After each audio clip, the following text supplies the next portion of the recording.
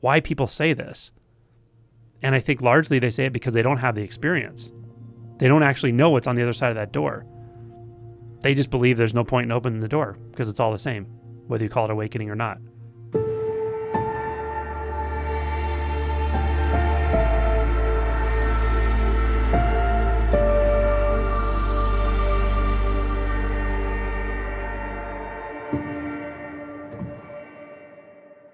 One of the more common comments I get on my videos is something along the lines of, awakening just happens. You can't make it happen. You can't cause it to happen. It either happens or it doesn't. And I get this pretty frequently in various forms. So I wanted to address it with a simple analogy. Now, one of the reasons this is kind of an insidious viewpoint is because it's not completely untrue. There is some truth to this. So to explain what that truth is, or what aspect of this is true, I'll just kind of reflect on my own experience.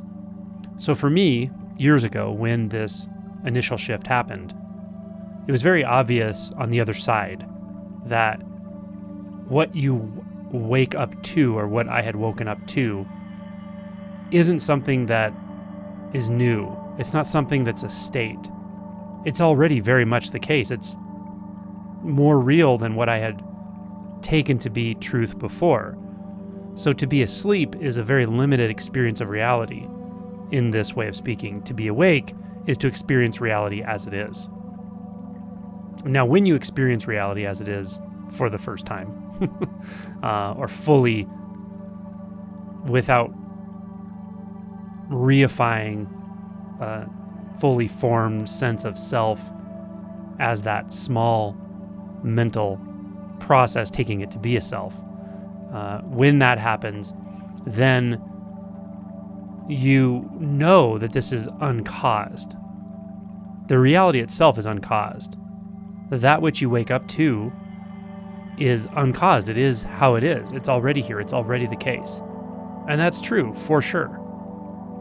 Now, to say because this is already the case, because reality is simply the way it is, because there is no actual seeking self anywhere, that's the separate mental process that's hypnotized by time, when you see that that's not real, then yes, you could say that that seeking mechanism itself can't find that which is real.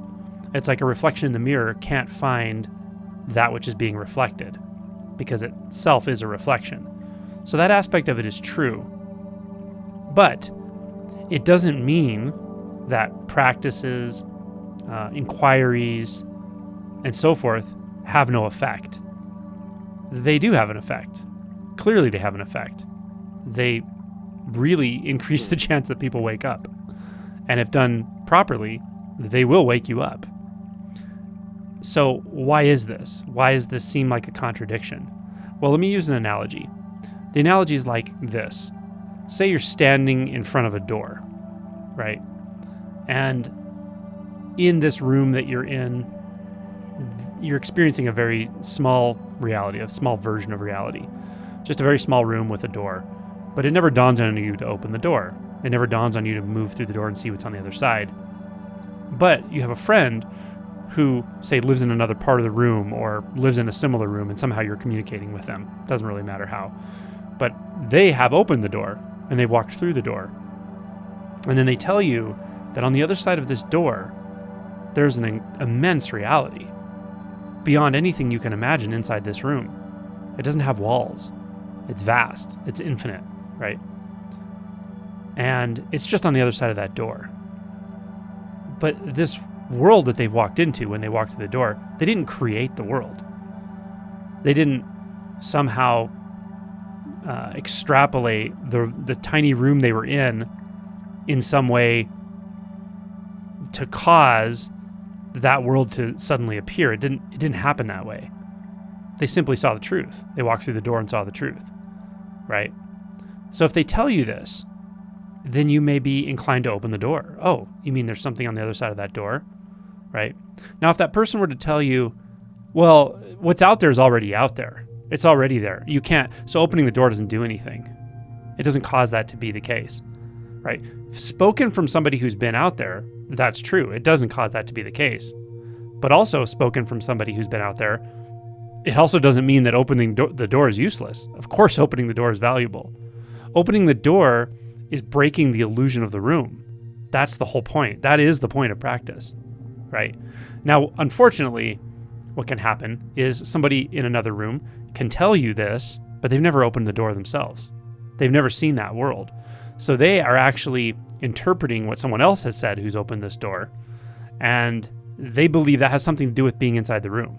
They're like, well, awakening is like turning around inside the room and seeing it a different way or something. They don't really know what's on the other side of that door, but they do believe that, well, opening the door doesn't do any good because awakening is already the case. They just don't know what awakening is. They haven't had the experience of it. Now, everybody that makes this comment isn't necessarily in that category, but I think most probably are. Because, and here's why, because if you actually have had that shift, it's not hard to look back and see that there were things you did to open the door. There were things you did to question that assumed reality that was your asleep reality. It's pretty obvious. And you can see the difference between the absolute perspective and the relative perspective. It's obvious. From the absolute perspective, you can't cause reality to be reality. It just is. And includes everything, including the seeking, including the thoughts, including the confusion, including the emotions, including literally all of it, everything. Everything you're experiencing right now, the sum total. And you know that because you've directly realized it. And that doesn't negate a relative viewpoint that there is a cause and effect in the relative world, of course, right? Step out in front of a car, you're going to be injured. That's cause and effect. You mix some ingredients together and put them in the oven and pull them out 30 minutes later, you'll have a cake if you put the right ingredients in. That's cause and effect. You question an assumption, and that assumption will fall if it's a false assumption. That's cause and effect. That's what this is. That's what practices are. They're questioning fundamental assumptions that keep that door closed, that keep you believing that that small room is reality. So hopefully this analogy helps you sort out why people say this. And I think largely they say it because they don't have the experience. They don't actually know what's on the other side of that door. They just believe there's no point in opening the door because it's all the same, whether you call it awakening or not. But the subjective experience of being in the room with the door closed and having stepped out of that door is hugely different. It's a very, very different experience. And even to call it subjective loses meaning. It's like all the language that you use to describe that little bitty room falls to the ground once you've left the room. You're going to have a whole different set of experiences that there may be no language for. So in the room, you may have a language for walls and floor and ceiling and door or something. But you don't have words for sky, for infinitude, for light, for darkness, for various kinds of movement that were just not available. This is an analogy, but you get the point that the infinite experience is so beyond what you experienced in that contracted world of mind, of thoughts, that you can't even describe it. It's not even describable. So there is an ineffable quality to it, and it is paradoxical from the point of view of only having seen the room, that yes, this is uncaused. Yes, this is not something that the small separate self can make become the case. Of course not. That can't happen.